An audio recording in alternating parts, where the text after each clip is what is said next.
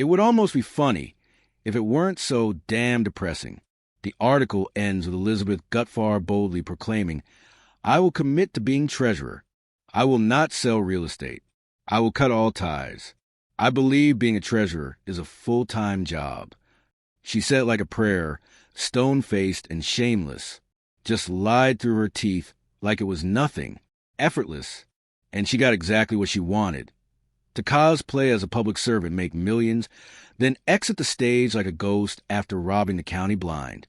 As I read the details, all I could think was, this is what greed looks like when it takes over someone's soul. She wasn't just stealing money. She was chasing a high. Like every time she made one of those transfers, she got a dopamine rush.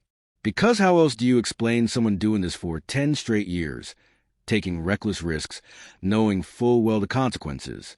Now she's facing 10 years in prison, but let's be real. That's a slap on the wrist. That's a vacation compared to what she deserves. I don't care how old she is. You don't get to throw parties on stolen taxpayer money and then cry for leniency.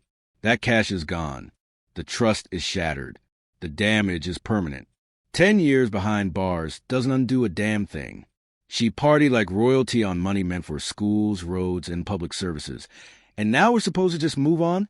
No, that sentence isn't justice. It's a joke. Elizabeth Gutfar, now the former Santa Cruz County Treasurer, is accused of embezzling more than $39 million in public funds.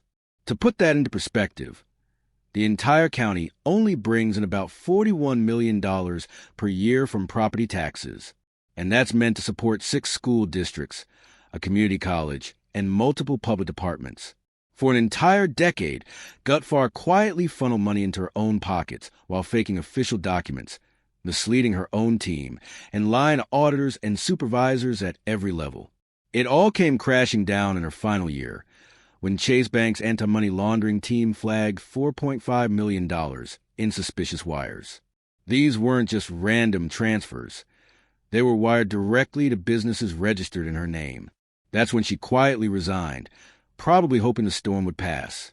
Instead, it triggered a full-blown investigation from the FBI, state officials, and county leaders. The perfect paper trail ended up being her undoing. Her attorney, radio silent, refused to cooperate. And while she hasn't been criminally charged yet, the county has already filed a civil lawsuit to recover the funds. A judge stepped in and froze most of her assets to stop her from cashing out or hiding what's left.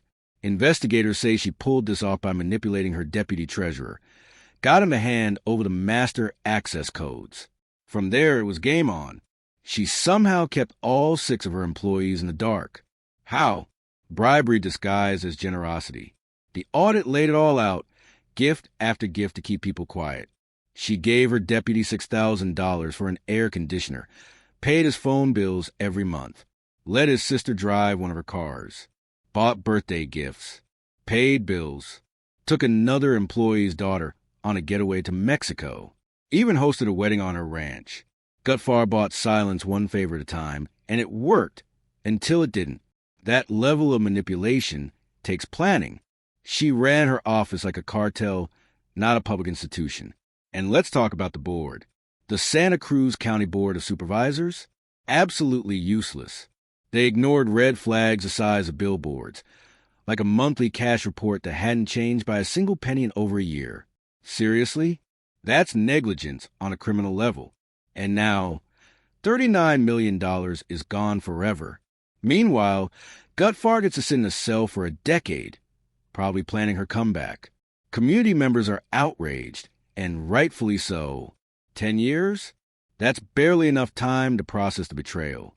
One board member claimed they pushed for the maximum sentence. But it still doesn't feel like enough.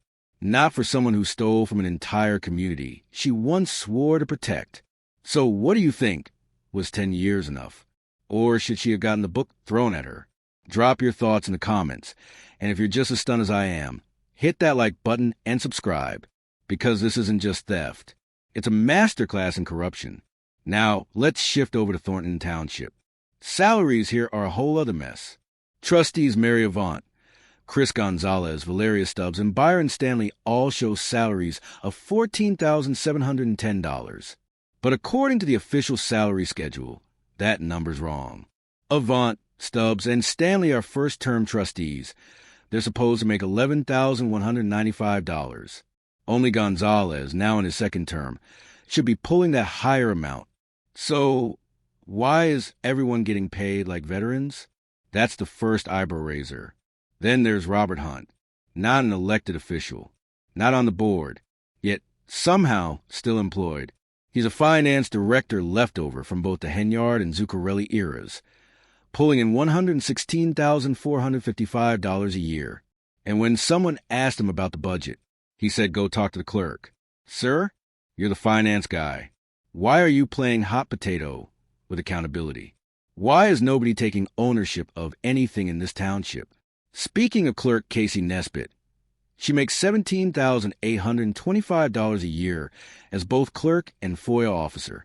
Says it matches the salary schedule. But here's the catch. The document she provided only included her own salary. Convenient, right? Meanwhile, Highway Commissioner Antoine Russell is clocking $27,519 a year. According to the rules, a first-term highway commissioner should make $17,825.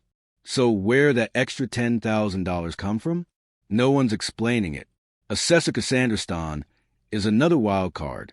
She's earning $53,716 per year. That might be legit, but no one's double-checking it. So who really knows? Then there's Eth Price, a.k.a. the food pantry guy in Harvey, and a known Henyard loyalist.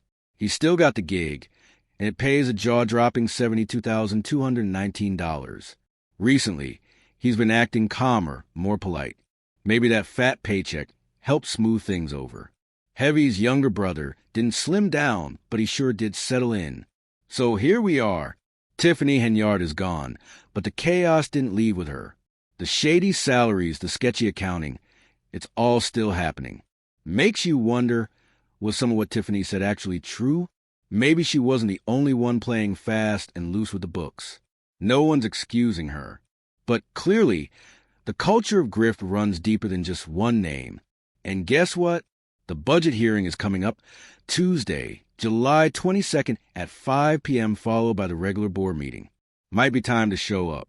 Oh, and don't think we forgot they fought to get Napoleon Harris in. Remember that huge gym rally? The one where Tiffany claimed they locked her people out? And everyone rolled their eyes? Well, Napoleon's sitting pretty now. His township salary is over $200,000, on top of his existing $89,000. Life is sweet for him. But hey, what do I know, right? We're just here to keep watching how this circus unfolds. If you made it to the end, hit that like button and subscribe. We're not done yet.